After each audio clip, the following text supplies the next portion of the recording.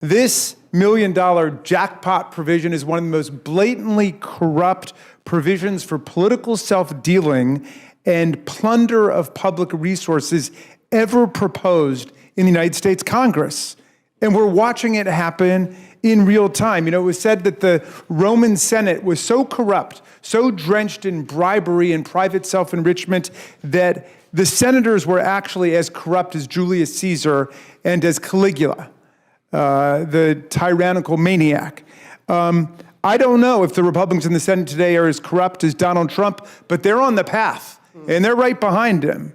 If this were to pass, this astounding provision would give 8 Republican senators a personal payday of at least $1 million each, paid for directly by the U.S. taxpayers at a time when we're throwing millions of people off of their health care. This multi-million-dollar self-care package is designed to soothe the feelings and feather the nests of senators who Donald Trump, Rudy Giuliani, and the other 77 people they pardoned yesterday, or maybe it was the day before yesterday, worked to enlist in their criminal efforts to overturn the 2020 presidential election, which I don't need to tell you, Joe Biden won by more than 7 million votes, 306 to 232 in the Electoral College, as determined not just by the House and the Senate, but also by 60 federal and state courts that rejected every fraudulent claim of electoral corruption and fraud. Well, following this evidence, including many calls made by Giuliani and the president to U.S. senators who were on the floor on January 6th,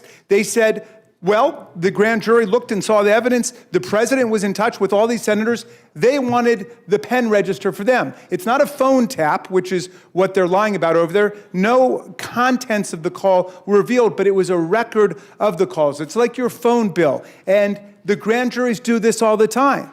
But now they're saying that really hurt their feelings. They don't think U.S. senators uniquely should be subject to such treatment. They want $1 million payout because of that now. It's extraordinary. Now, I doubt it even is consistent with equal protection. I think it violates equal protection. It does not pass the lowest level of equal protection scrutiny, which is rational basis. On what rational basis could we say that the grand jury and a federal judge could send out precisely these orders for the pen register to all Americans, members of the House, members of state legislatures, governors, mayors, but not the U.S. Senate? Come on. I mean, is this the Hunger Games? Is this the Roman Senate? I can't believe it.